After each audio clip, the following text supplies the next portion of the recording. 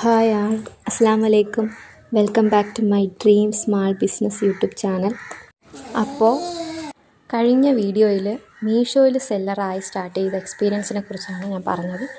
ഈ വീഡിയോയിൽ ആമസോണിൻ്റെ സെല്ലർ എക്സ്പീരിയൻസിനെ കുറിച്ചാണ് ഞാൻ ഷെയർ ചെയ്യാൻ പോകുന്നത്.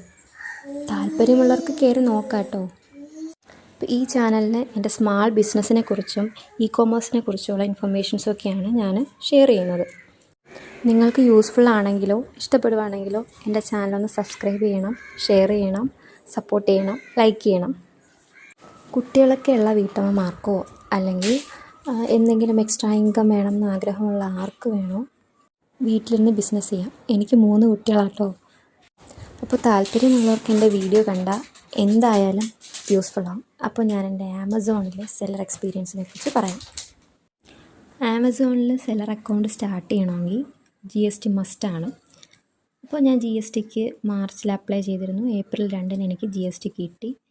ഏപ്രിൽ 3 ഞാൻ സെല്ലർ അക്കൗണ്ട് ഓപ്പൺ ചെയ്തു. അപ്പോൾ ഇതിൻ്റെ എങ്ങനെയാണ് അപ്ലോഡ് ചെയ്യേണ്ടത്, എങ്ങനെയാണ് ഇതിൻ്റെ ഒന്നും എനിക്കറിയില്ല. കാറ്റലോഗ് അപ്ലോഡ് ചെയ്യുന്നതായാലും ഒന്നും അറിയില്ല. അപ്പോൾ കസ്റ്റമർ കെയറിൽ നിന്ന് വിളിച്ച് അവർ കുറച്ച് കാര്യങ്ങളൊക്കെ പറഞ്ഞു തന്നു. പിന്നെ നമുക്ക് അറിയാം, ഞാൻ എല്ലാ സ്മാർട്ട് ഫോണിലാണ് ചെയ്യുന്നത്. ആമസോൺ ഡെസ്ക്ടോപ്പിൽ ചെയ്യുന്നതാണ് കുറച്ചുകൂടെ നല്ലത്. ഡെസ്ക്ടോപ്പിൽ ആ ഒരു രീതിയിലാണ് കാര്യങ്ങളൊക്കെ കൊടുത്തേക്കുന്നത്. അപ്പോൾ ഞാൻ എങ്ങനെയൊക്കെയോ സ്ക്രോൾ ചെയ്തും ഒക്കെ എങ്ങനെയൊക്കെയോ അപ്ലോഡ് ചെയ്തു. മീഷോയും ആമസോണും തമ്മിൽ നല്ല വ്യത്യാസമുണ്ട്.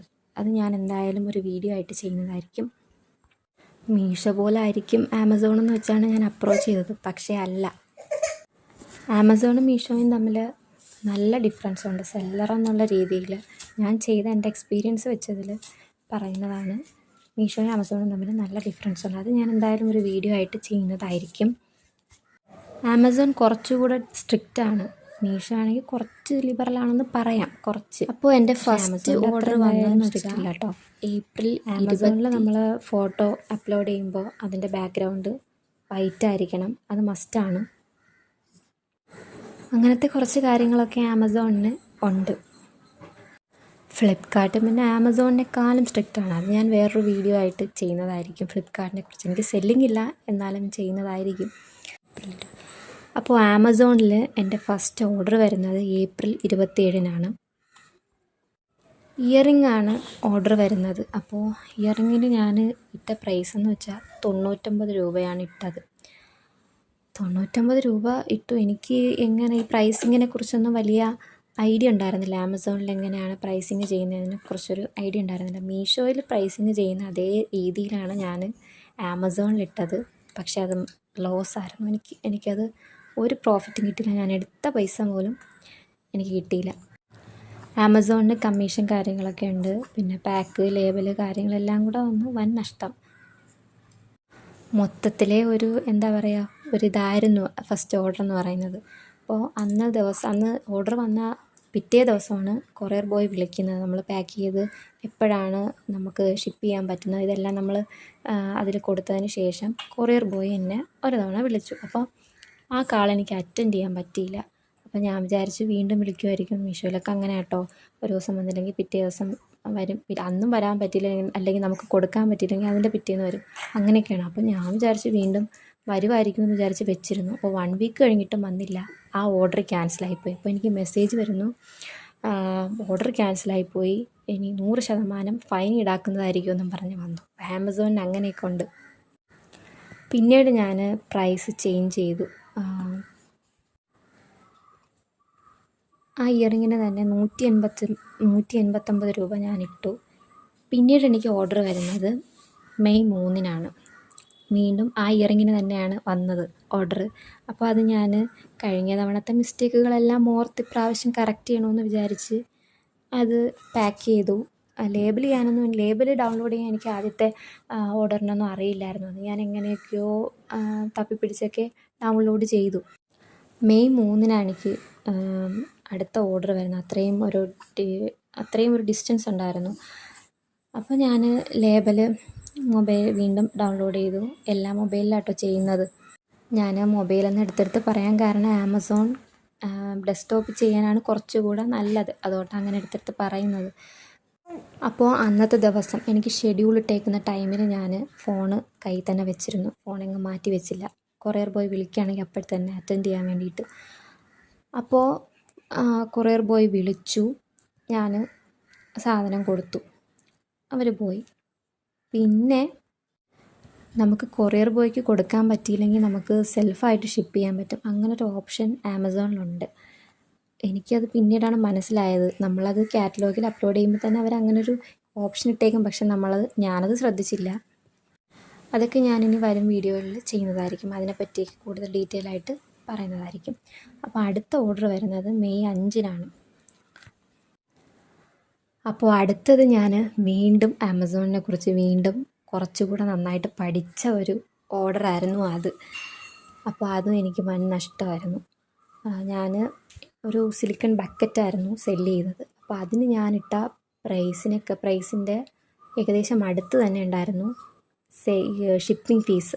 ഷിപ്പിംഗ് ചാർജ് അത്ര അടുത്ത് തന്നെ ഉണ്ടായിരുന്നു. പിന്നെ ആമസോണിൻ്റെ കമ്മീഷനും അതിൽ കുറച്ചുകൂടെ ഹൈ ആയിരുന്നു. അപ്പം നമ്മളിത് കാറ്റലോഗ് അപ്ലോഡ് ചെയ്യുന്ന സമയത്ത് ഷിപ്പിംഗ് ഫീ എത്രയാണ്, കമ്മീഷൻ എത്രയാണ്, ഇതൊന്നും എനിക്ക് അത് വിസിബിൾ ആയിരുന്നില്ല. അതിന് ഡെസ്ക്ടോപ്പിൽ ചെയ്യുമ്പോൾ അത് വിസിബിളാണോ അല്ലയോ എന്നറിയില്ല. അപ്പോൾ എനിക്കത് അറിയാൻ പറ്റില്ല. നമ്മളൊരു കാൽക്കുലേഷൻ വെച്ചിട്ട് അങ്ങ് ചെയ്യും, അങ്ങനെ ആയിരുന്നു.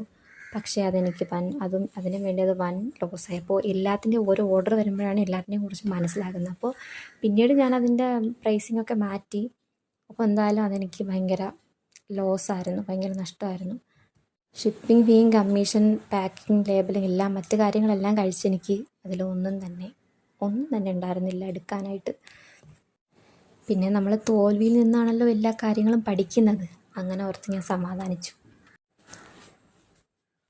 പിന്നെ എനിക്ക് ഓർഡർ വരുന്നത് മെയ് 10-നാണ്.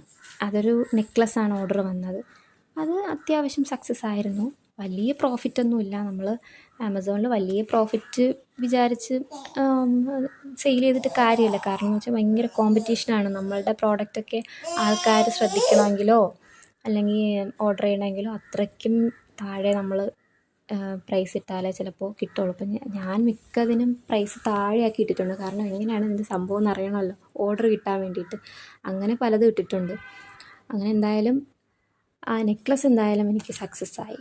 അത്യാവശ്യം നഷ്ടമില്ലാത്ത രീതിയിൽ അത്യാവശ്യം പ്രോഫിറ്റ് കിട്ടി. വലിയ പ്രോഫിറ്റൊന്നും കിട്ടിയില്ല, അത്യാവശ്യം കിട്ടി. പിന്നെ മെയ് 20-ന് ഇയറിങ്ങിൻ്റെ ഒരു ഓർഡർ വന്നു. അതും വലിയ കുഴപ്പമൊന്നുമില്ലാതെ പോയി. അത്യാവശ്യം പ്രോഫിറ്റ് കിട്ടി. എന്തായാലും ലോസ് ഇല്ല, അത് തന്നെ വലിയ കാര്യം. അങ്ങനെയായിരുന്നു. പിന്നെ ജൂൺ 1-ന് ഒരു മാറ്റും കിട്ടി. അതും സക്സസ് ആയിരുന്നു. പിന്നെ മെയ് 10-നും മെയ് 20-നും ഒക്കെ മെയ് 20-ൻ്റെ പേയ്മെൻറ്റ് എനിക്കിതുവരെ വന്നിട്ടില്ല. മെയ് 10-ന് കിട്ടിയ ഓർഡറിൻ്റെ പേയ്മെൻറ്റൊക്കെ കിട്ടി. അവർ 15 ദിവസം കഴിഞ്ഞ് പേയ്മെൻറ്റ് കിട്ടും എന്നൊക്കെ പറയും. പക്ഷേ എനിക്കതിൽ കൂടുതലും ആയിട്ടുണ്ട്. നമുക്ക് ഈ കൊമേഴ്സിൽ ബിസിനസ് ചെയ്യുമ്പോൾ, അതായത് ആമസോൺ, മീഷോയിലൊക്കെ ബിസിനസ് ചെയ്യുമ്പോൾ നമുക്ക് പേയ്മെൻറ്റൊന്നും അപ്പോഴൊന്നും കിട്ടത്തില്ല. കുറേ ദിവസം കഴിഞ്ഞൊക്കെ പേയ്മെൻറ്റ് കിട്ടുള്ളൂ. അങ്ങനെ ഒരു പ്രശ്നമുണ്ട് ഇതിന്. അപ്പോൾ എനിക്ക് ആമസോണിൽ പേയ്മെൻറ്റ് കിട്ടിയത് ആ ആളിന് കിട്ടിയതിന് ശേഷം 15 ദിവസം എടുത്തിട്ടാണ് കിട്ടിയത് കേട്ടോ.